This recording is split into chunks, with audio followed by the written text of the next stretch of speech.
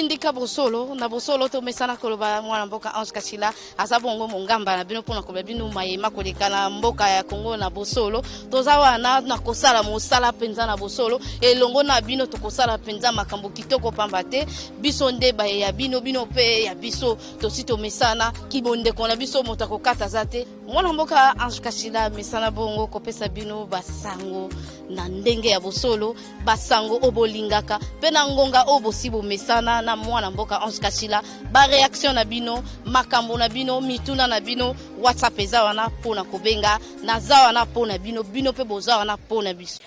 natondi bino botondi na bandeko nyonso bazwi ndinga to libaku ya kolanda tindika television ebipa yo bozwami na pesi bino matondo mingi na nzela na biso ya tindika na masolo na biso ya tindika bosoto misana beko tindika bino bosolo esala kaite to kende koluka ba balobaka makambango po ete ekende penza na bosolo tolingaka kokangisa te pamba te lokute da kanja na biso te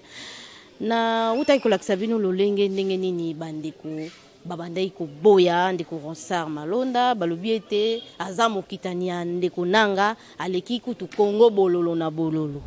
nengwana asaleli biso mo actualité lokola batieli biso biso nyonso to boye nanga pina boye pambati na za congolais na ebite esala mabete mais lokola na za congolais to yebi ndenge makambo elekaka na ninga mabe kombone se pesi mabe nde to komi ko banga kaka nde sala kaite to kitaka sur le terrain ko yeba ndenge nini ya kolobisa bayimbo ka oba mesana be koloba masolo nga mboka na mopandi nga na za ndeko Ludovic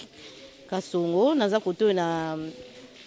Gustavo boyebi déjà c'est alikaka na tindika bosolo mais ndeko Ludovic aza ya mbala liboso po aleka na tindika bosolo tokobeta penza masolo etali ndeko Ronsard Malonda pamba te bango nde bakolo masolo bango nde ba ya société civile bango nde ndembo ya bango tozana posa komona bango babunda penza ndembo pe balonga mwana mboka topesi mbote pe toyambio malamu mbote mama ngadem na pesi bino mbote pe na remercier bino na lolenge bobengi ngai na numero oyo ya mbala ngai ya liboso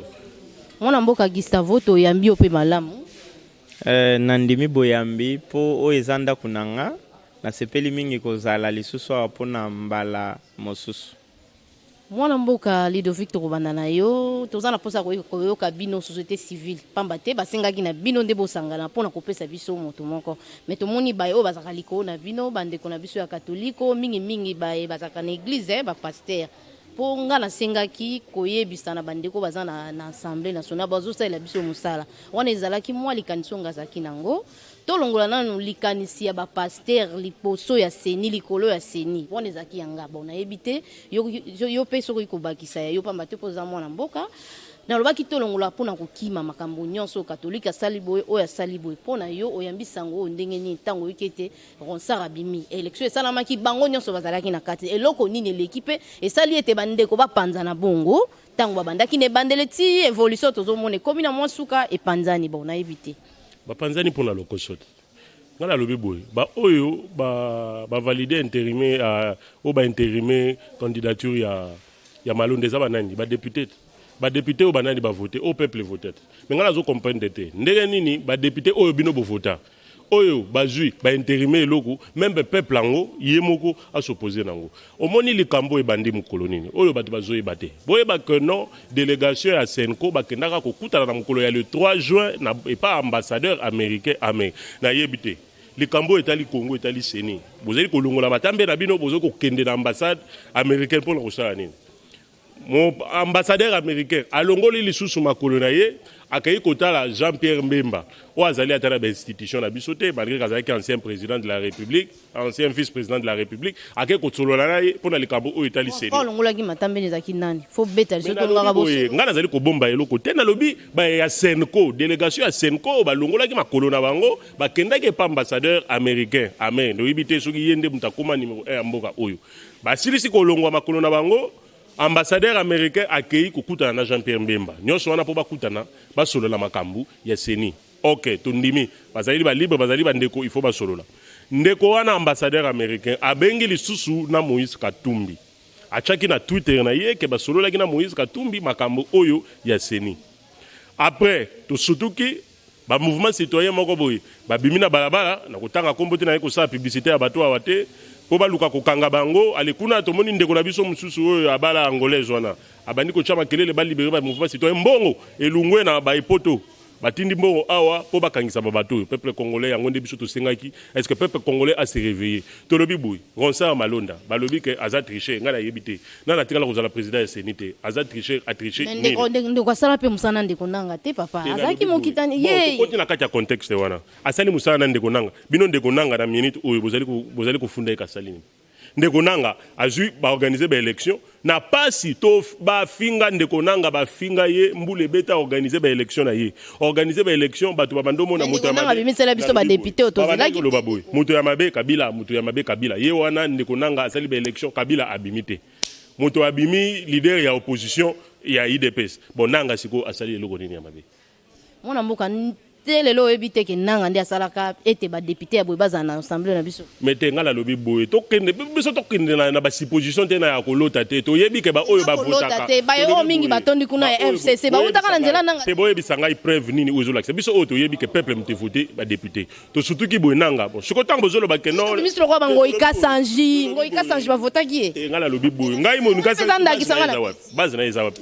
candidat kuna na mbujimai bolingo ya za nango na bandeko na biso toyebi te ndeko neto yebi déjà position na bango po biso to ba pandi oyo biso papa mama wana eza oyo bino bozo sala ngo ikasanji malgré mabe na ye o balakisaka biso azali na chaîne na ye moko bo oyo pesa batu ngoi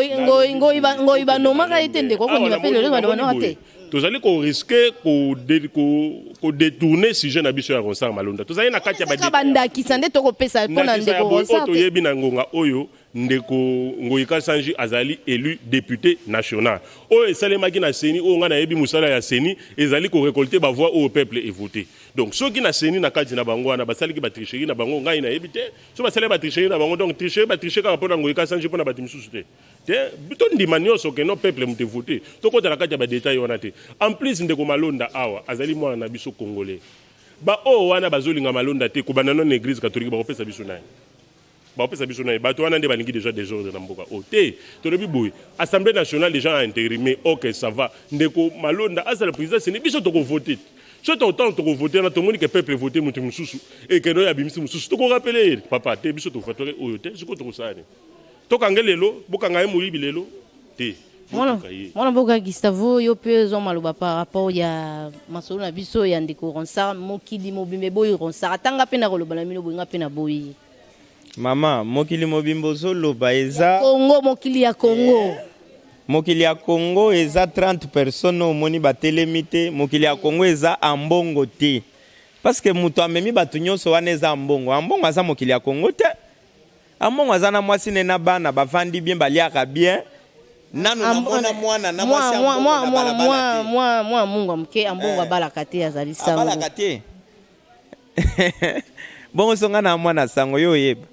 nga na bi basango bien babalaka bazaka na basi na bana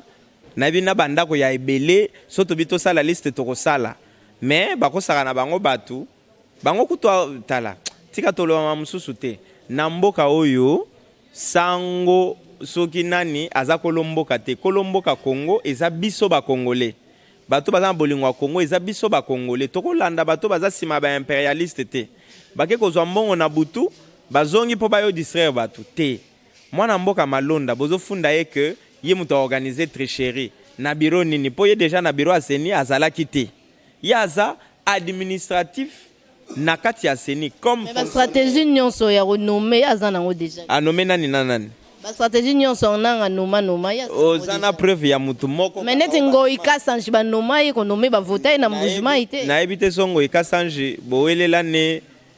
so alinga bala yo akebala mutu mususu yango epesa asala ba dégâts na mboka batu ebele batu balelaka na komona ebele ngai nazaki na mbujima ite pona confirmer ba dégâts ça ngai nazaka na mbujima papa to shite ngai nazaka na mbujima na ba dégâts Ngoyika Sanji sala na sala na yebi na lakisa kyo pièce awa il fallait o lakisa pe pièce na yo mais na lobi anoma batu ebele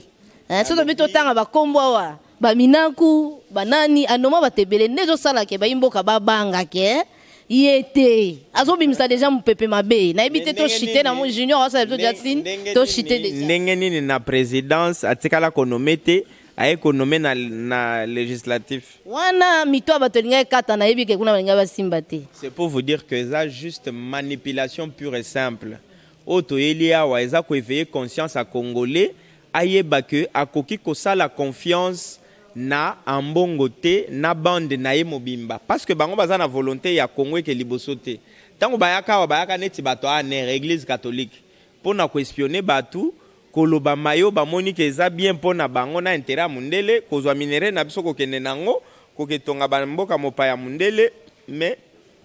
excuse mboka na biso batu bakufaka bakataka bango maboko yango lelo to telemili bango to lobi que congolais nyonso afongola miso tango ba votaki biso tozalaki te ba voter 6 contre 2 biso tozalaki te siko tango aye falaki le même jour à voter salemaki abima réclamé ndeko bino pe boko bomo ba secret musu bolo ba nelo releka kuna poto bino pe bona kata société civile apparemment boko flash ngo kaka ndambu yeye naza moko ya baoyo bayambaki pa madame Janine Mabunda présidente ya Assemblée nationale donc asi ba yembio kuna kaki bayambaki biso d'ailleurs pour te signaler ko signaler pe na ba téléspectateurs na biso tokomi ba mouvement citoyen wana ya mindele na CLC nde banani ya mindele nde banani baboyi bayamba biso na bango esika moko te babandi désordre mona mboka biso atolobaka bosolo batu baye bakasoko lobi lutu ata moko te abosani ke Filimbi Lusha na Congolais debout na CLC nde bazalaki wana na biso ba mouvement citoyen nationaliste o ya mboka baboyi bayamba biso na bango epa Janine Mabunda tango ayambi bango eloko mo balobi te babandi nde menace na menace zela yo komona tokokanga parlement tokokwesa lola yango tomoni mouvement citoyen là les okoka soute mbongo esele kibino na ba pose boko sa so musala kitoko bango baza ba travailleurs ya ba impérialiste baza bana bitinda ya mindele biso mundela otinda ngai bana ndenge nini ponga na yebike mutu aza mutu mwindu mundela aza mutu te mutu na lobango na français seuls les humains sont des noirs les blancs ne sont pas humains siko yongana oke faire confiance na bato baza batu te baba nyama te na osa bango confiance te c'est pourquoi to lobby tant baké na élection basali vote ame levé ye cardinal ambongo ayaki déjà na ba papier na ye truqué babité mambo a papier te toza 8 to tombolaka maboko to compter OK abandi na nani na konsa malonda tango éliminer bato bazaki 24 ti batikali 6 habité baluba balongwa po Tshisekedi aza muluba président de la République nommé par Malonda wana maloba na ye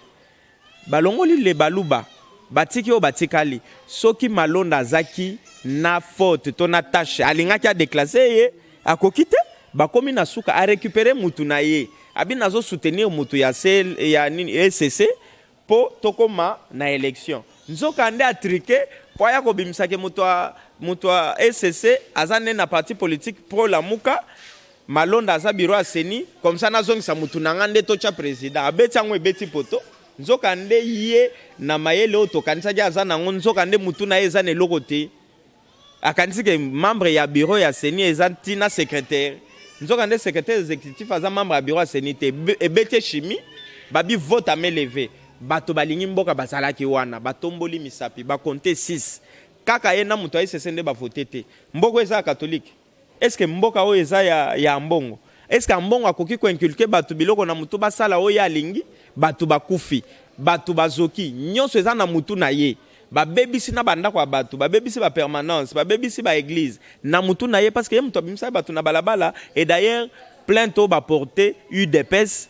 plainte o ba porter la muka ponanga mutu akoki ko répondre o bakoki ko kanga eza ambongo yende bakanga kende prison ona mboka tokomi na suka na moni masolo ezebele tokokoba kaka pamba te masolo nde ezosala ete ebatela biso masolo ya 2023 tokoluka susu bandeko na biso mpona kosolola mpenza toluka bango tokofotoza bango moko mpo tokonsome ba 20 minutes na biso topesi matondo mingi na oyo aza nsima caméra na Junior Mbui napesi susu matondo mingi na bazalisi ya chaîne ya Tindika Bosolo papi kele na Rifan Kisombe napesi susu mama Charlotte Ndenga na Moïse Kaza de Jeannette Kachila depuis quelque part azolanda biso Tindika Bosolo napesi susu papa général Mayele maître Chief Chipamba na tondi bino boto de tokutane mbala sima